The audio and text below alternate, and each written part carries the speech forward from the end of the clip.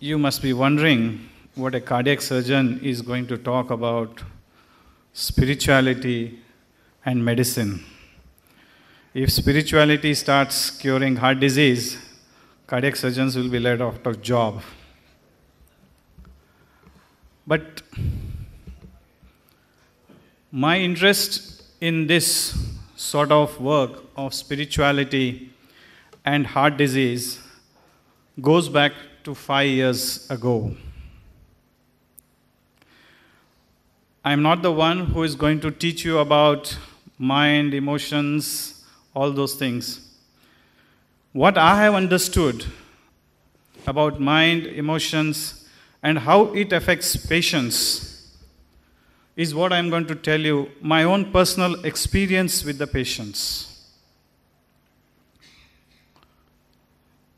What I'm going to inform you is not a scientific or evidence-based. It is just a personal experience. 5 years ago, 2 Marwadis from Sangli, which is a place in Maharashtra, came to me for their bypass surgery. One of them was 72 years, another was 42 years. Both were Marwadis and both were in the same profession of doing business. They had a cloth business. 72-year-old person, I did a bypass surgery on him. When I saw his heart looked like a 30-year-old heart, no fat, except some sort of blocks here and there, triple vessel disease with good ventricular function. And I did a bypass surgery on him. The next patient was this 42-year-old patient whom I again opened up and looked into his heart to do the bypass surgery. It looked like 70-year-old heart. And I went into their lifestyle. I said, what are the things that you do? What is the thing that is changing you? The 70-year-old man, when I asked him, he said he gets up at 4:30 in the morning, goes to the river, Ganga river, Krishna river, which goes near Sangli. He goes to the river bank, does his yoga, takes a cold water bath, comes back at 7 o'clock to the house, takes his breakfast, goes for his work, gets back home at 1 o'clock, has his lunch, takes a nap, goes back to his work. 8 o'clock he has his dinner, 9 o'clock he goes to his bed. You may not believe he has not seen television in his life. There are people who are there. And when I asked this 42-year-old man, what do you do?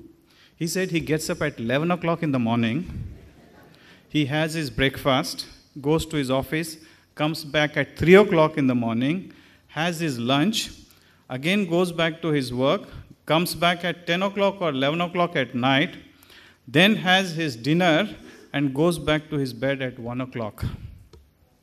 Today, fairly I can predict by looking at an angiogram what could be the lifestyle of this patient. That is what we have reached up to. You can see it here. We all know that the risk factors for ischemic heart disease, diabetes, hypertension, all these things, because we call them as a risk factors because we do not know the cause of it. But my question is, what is the risk factor to diabetes? What is the risk factor to hypertension? Why do we have diabetes? What is the risk factor? The typical heart disease patient is a keen, is an ambitious man whose engine is always at full speed ahead.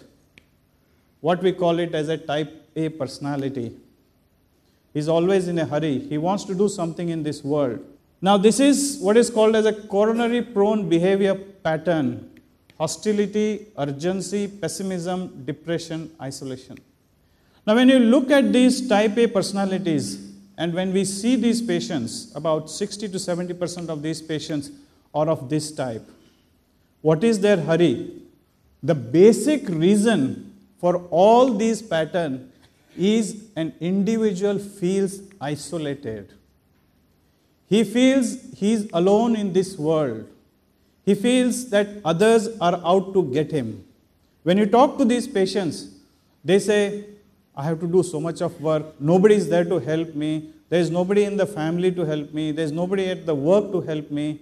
I have to do everything alone and all this thing, isolation. This isolation is from themselves, it is from their other colleagues, and it is from their family. And this isolation occurs because they feel that if they express their feeling, if they say that they cannot do it, if they express their feeling, people will think that he is not a complete person. People will think that he is not a man. For us, all these advertisement which shows six-pack abs, 26 by 26 figures, all this makes us feel that we are somebody inferior to others. But we never think that we are all good people, we are all complete, we are all perfect people. We never think because we have been taught, if you come second in your class, your parents tell you you are not good enough, you should have come first. How can 60 students come first in a class? It is not possible. And from day one we tell them, we have exams where we fail students, we have exams where we grade them, and we keep them pumping, we keep them bombarding their mentality that you are no good, you are inferior. And then to make them up that they are not inferior, they have this sense of incompleteness, this sense of lack. And when they have this sense of lack, what they do? They want to become something special.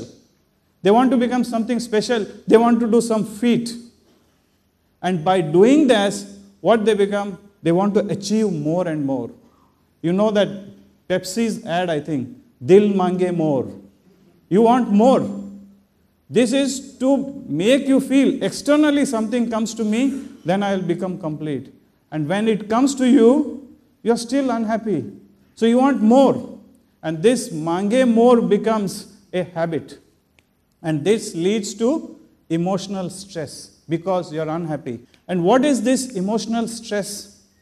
Stress is nothing but our reaction to a situation. It is not something else. And when we do not know how to react to a situation because we have not been taught. In schools they teach us physics, they teach us zoology, they teach us mathematics. But who teaches us how to talk to a person? Who teaches us how to behave a person? Who teaches us how to overcome a negative thing in your life? How to face a failure in your life? Nobody teaches us. We have to learn ourselves. Sometimes by trial and error method we learn, and by this trial and method, most of the time our lifespan is over. And that is the reason why this emotional stress. Majority of these patients whom I see, they are all stressed individuals. They don't know how to smile. And that is why I have named this talk as Journey from Mind to Heart. It is time for us to open the key to our heart, to open the key to our emotions, to feel what we are, to be aware of what we think, to be aware of what we feel, and then do the right things to help our body. Meditation is the important thing which has to be added to this exercise. I call this as emotional incision and drainage. And the best doctors in the world are Dr. Diet, Dr. Quiet, and Dr. Happy. The journey is exciting, it is simple, and I say, just do it. We all remember September 11, 2001, when these Twin Towers were blasted. Americans dramatically shifted their priorities. After 11, multiple polls showed that we wanted closer connections and more time with our friends and family. But unfortunately, this shift in value didn't last very long. By 2002 spring, the survey showed we were back to business as usual. So, I have said what I think should be done. We all may get excited. We'll do it for 2 days, like most of our patients do it. We may do it for 3 days. We may do it for 6 months. After that, we get back to our usual routine because that is how we are. Compulsive behavior, we start doing it. My only request to you is, don't get back to this situation. Let us do the journey. Let us see what happens. And let us be happy. Thank you very much.